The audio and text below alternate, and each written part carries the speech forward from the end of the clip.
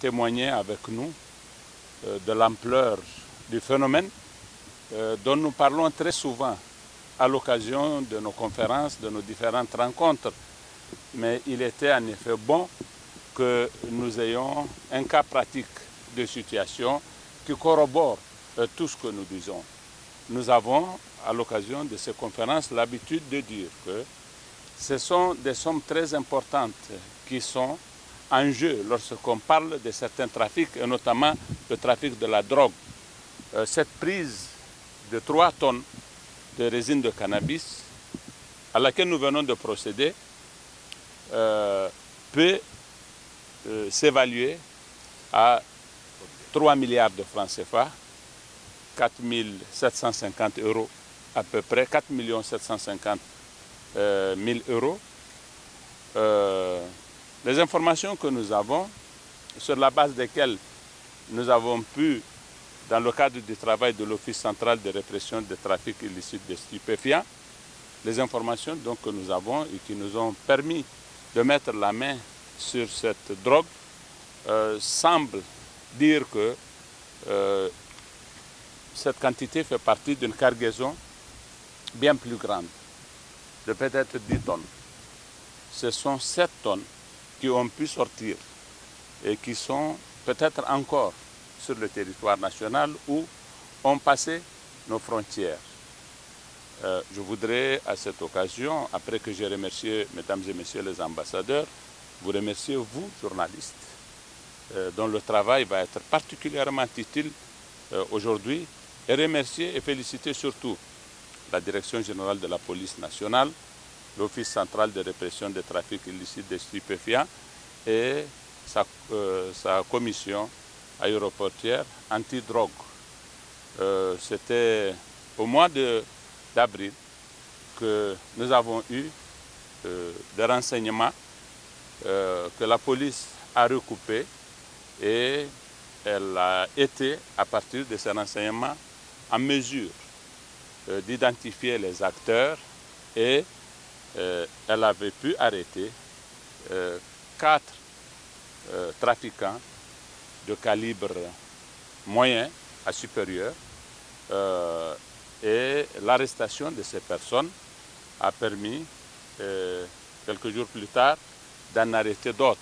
Ce sont au total, vers la mi-avril, 12 personnes de nationalité nigérienne, malienne, algérienne et marocaine qui ont été arrêtées et qui sont en ce moment à la prison de haute sécurité de Koutoukale.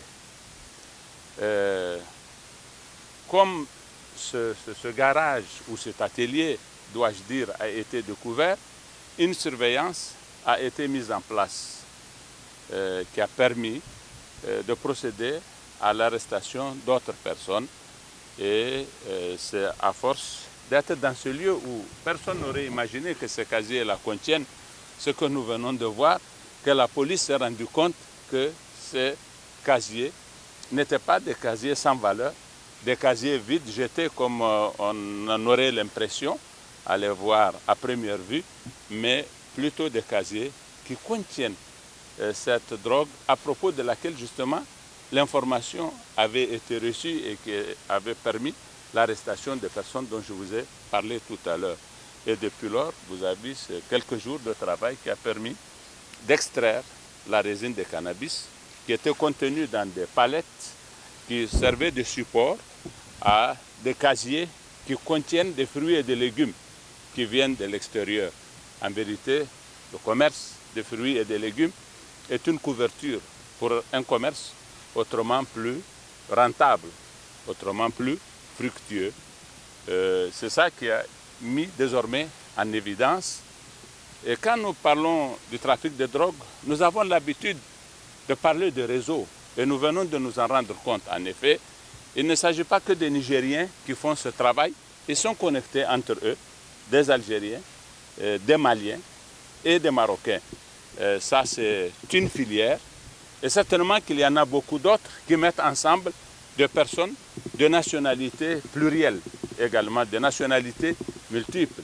Si nous étions sur une autre filière, probablement que nous aurions eu une combinaison avec des nationalités différentes. Et mesdames et messieurs les ambassadeurs, chers journalistes, c'est ça aujourd'hui le problème du Sahel.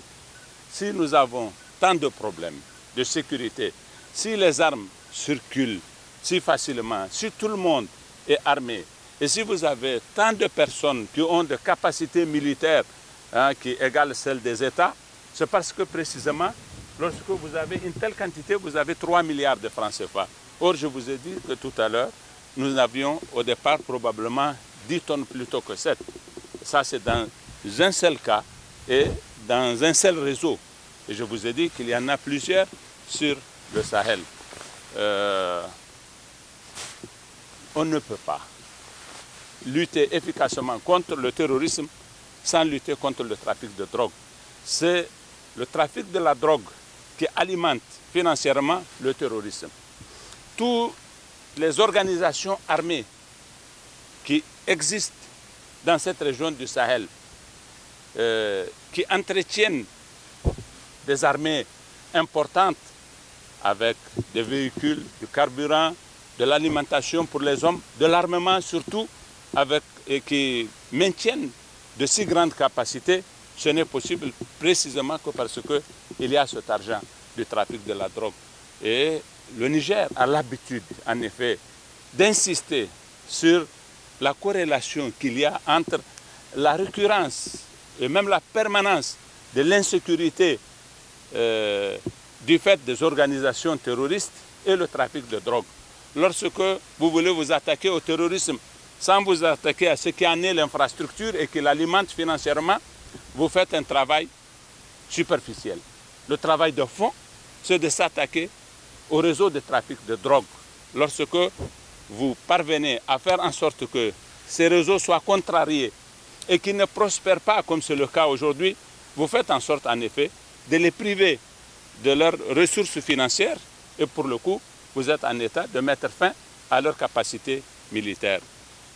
Nous avons là un exemple de cas pratique où nous pouvons en effet souligner avec beaucoup de pertinence ce lien que nous avons toujours fait et sur lequel nous n'avons pas l'impression d'être entendus.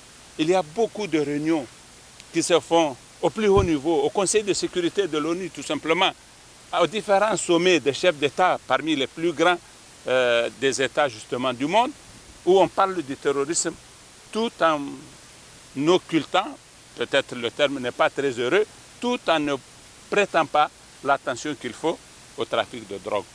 Or, c'est ça aujourd'hui le plus grand fléau auquel nous faisons face. Je voudrais ici, une fois de plus, rendre hommage à la police, à tous les hommes qui ont fait preuve de beaucoup de patience.